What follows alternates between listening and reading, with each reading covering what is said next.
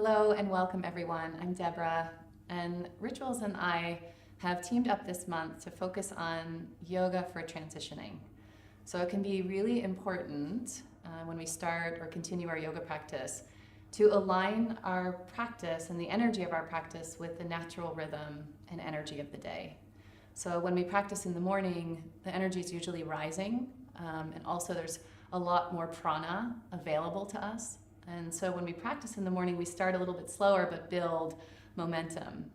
And in the evening, no matter how tempted we are to kind of push or be a little bit more active, it's important that we understand the energy of the evening moves a little bit more inwards. The energy is not as strong, it starts to wane.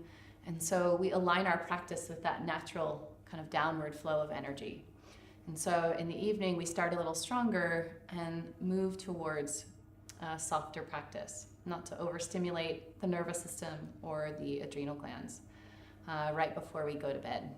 And so hopefully this month you can experience the benefits of yoga for transitions and how we are naturally aligned with the rhythm of the day.